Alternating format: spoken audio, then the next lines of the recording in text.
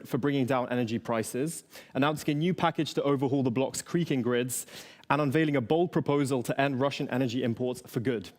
But the question is now whether that'll be enough, and how these plans fare against brutal geopolitical winds blowing from the US and beyond, as well as internal opposition from countries like Hungary and Slovakia. Now, without further ado, I'd like to welcome Commissioner Jørgensen to the stage.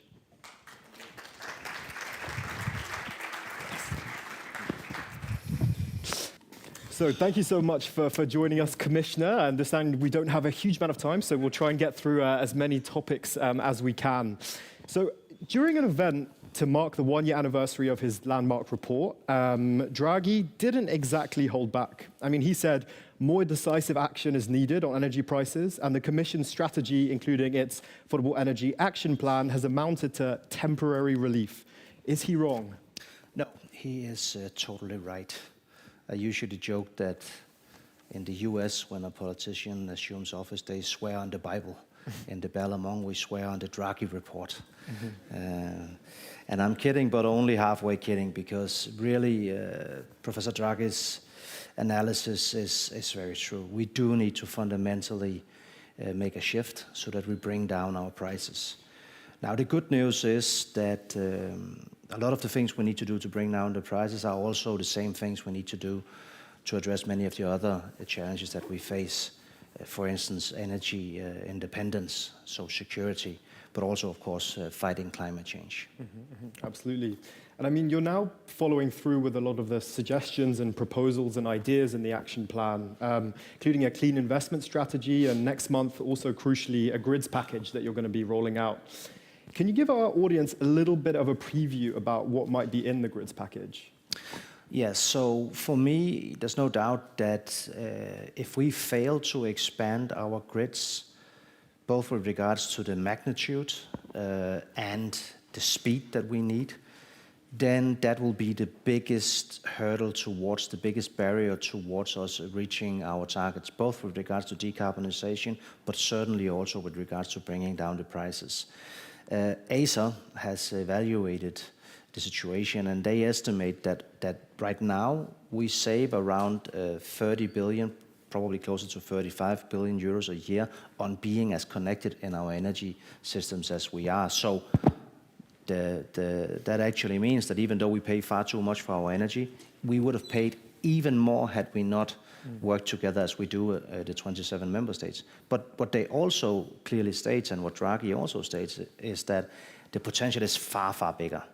So apart from us, which I think everybody agrees that we need to do, which is deploy more renewable energy, become more energy efficiency, the last third of that equation is to become more connected, and that is what we will address in the grids package.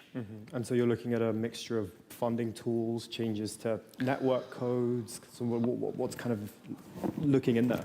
Yeah, I will obviously be focusing on the areas where it makes sense that we, from a European perspective, do more.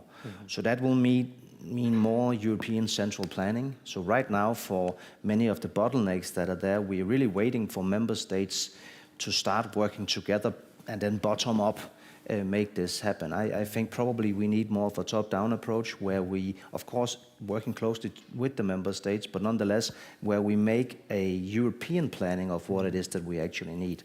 And then, of course, there's the whole incentive discussion. How do we make sure that this is also viable? We can only do that if we have clearer rules on cost sharing, if we have also the ability to support with public funding. By public funding, I mean member states, but of course also the EU. And that's also why we've put forward in our proposal for the next MFF a significant increase in the CEF energy allocation. So we've gone from under 6 billion to 30 billion, so increase of 5 times, which is historic, but which is also necessary. Interesting. And I mean, obviously the EU is continuing to bet hard on renewables, both to bring down prices and to fight climate change. But it's also trying to increasingly balance that relationship also with its ties to Washington. I mean, you know, we had US Energy Secretary Chris Wright come to Brussels recently. He's previously called, net zero by 2050 absolutely the wrong goal. And then, we've had Donald Trump himself say that wind power is the worst form of energy and Europe should stop its windmills. I mean, what do you make of such comments? Well, we agree to disagree. No, I mean, for us, the strategy is the opposite. For us, it's very, very clear that if we are to become independent, we need to produce our own energy. And right now, we import for 400 billion euros every year fossil fuels.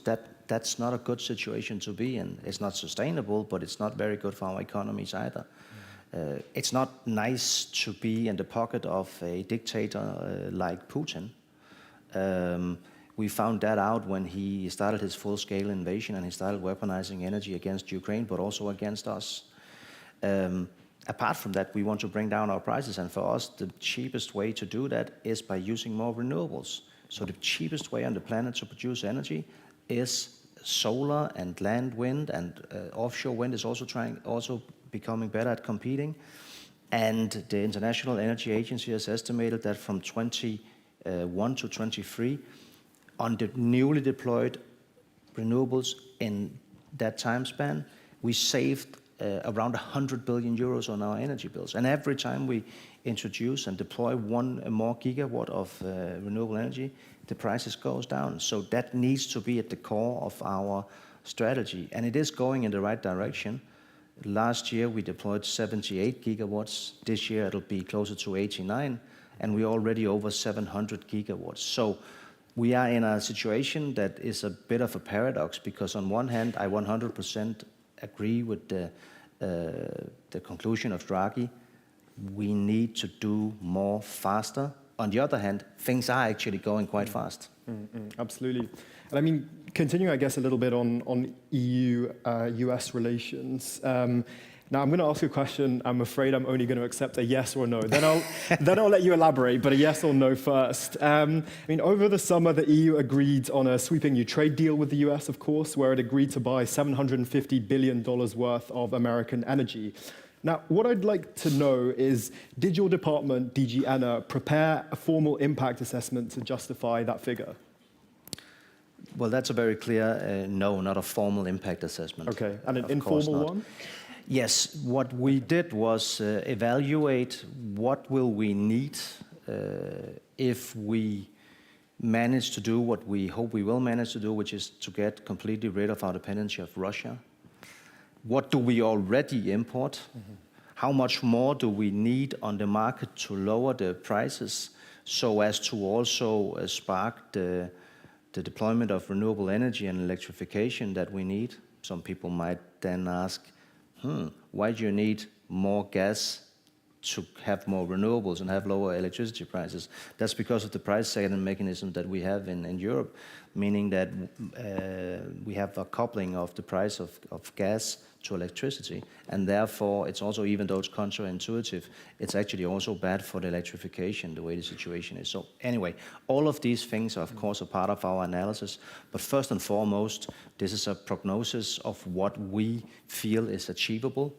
The deal made between the US and the EU is not a deal where we have then promised that we, the European Union, will buy X amount of energy. That's not the way it works. I'm not a gas trader. I don't sit in my table and on my computer buy gas on the international markets, obviously not.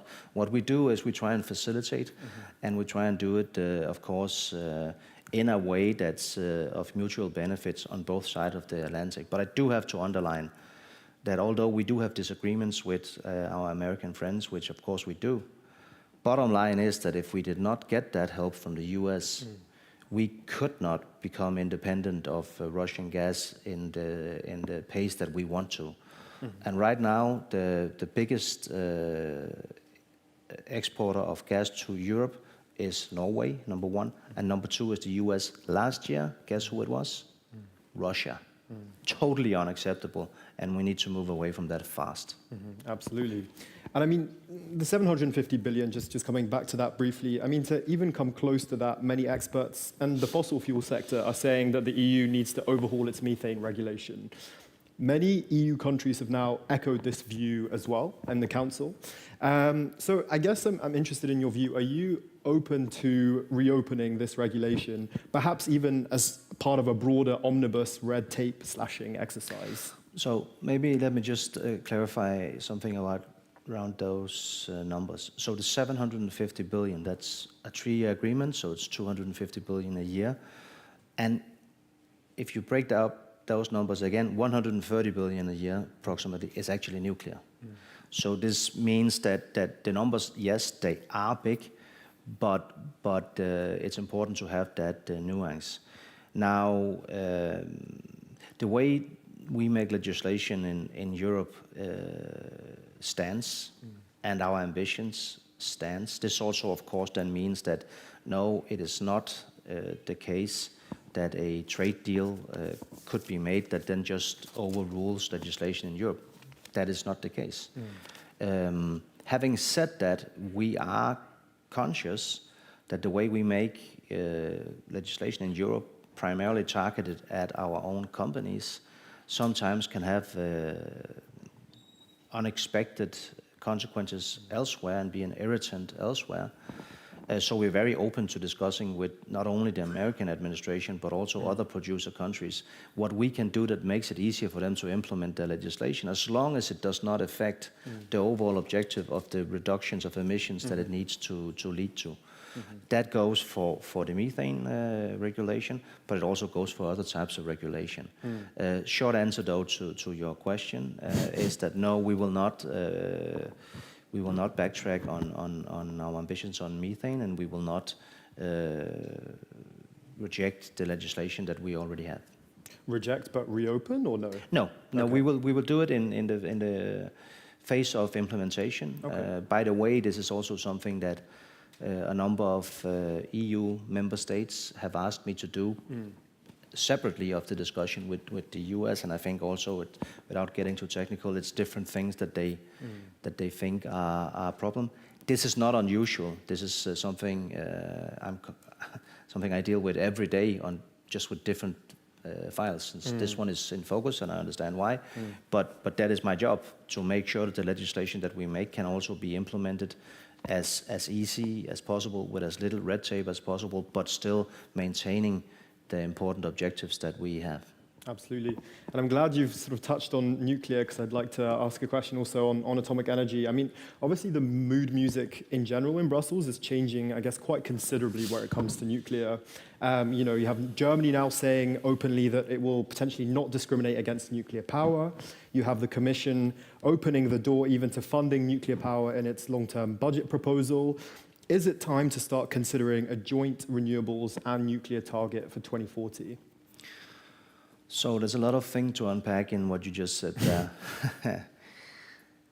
It is true that we cannot do without nuclear if we are to reach our targets. That is fundamental. So I think I will argue that all member states need to acknowledge that whether you are pro-nuclear or against nuclear, where we are now, if we are to reach our reduction targets, there's no scenario in which we can do that without nuclear. Also, it's clear that it's stated in the treaty that countries can have the energy mix that they want. So for some countries to argue that other countries cannot have nuclear, or some countries arguing that other countries should have nuclear, that's simply not a way to go. So yes, I do think that we need to have a more common, rational approach to nuclear. I served as minister in Denmark, where I was an opponent of nuclear in my own country, but I've always accepted that other countries have different strategies. And now that I'm responsible for energy policy in the Union as such, I will definitely argue that I hope more countries, member states, will look at it this way. What we concretely need to do, well, I've been tasked with putting forward a plan for the deployment of small modular reactors. I think that might be a game changer also with regards to safety and security around nuclear power plants, which is very important. But we also have to be honest and say that there's still a lot of uncertainties here, and the industry themselves are still very uncertain on what can be the speed with which we can do this and what will be the price. But sort of a joint renewables nuclear target, you're not looking at that for the moment? We're not looking at that, no, but we are deploying technological neutrality in our legislation. Right. And it is clear that it is different. And it is also clear that we're not in a situation where we're looking at funding building new nuclear power plants. But we are looking at a situation in which we need to integrate our energy systems better, and that also means then integrating the systems of the countries that have a lot of nuclear with the ones that don't. Absolutely. And just final question while I have you. I mean, perhaps your signature initiative since taking office this year has been a proposed ban on Russian gas and Russian energy entering the bloc. I'm interested in your view. I mean, that's come up against fierce opposition from Hungary and Slovakia. We know that we don't need their support to approve the legislation because it's qualified majority, of course. However, on oil, Budapest has argued that it can't move away from Russian supplies because of Croatia's extortionate transit fees. I mean, do you buy that argument?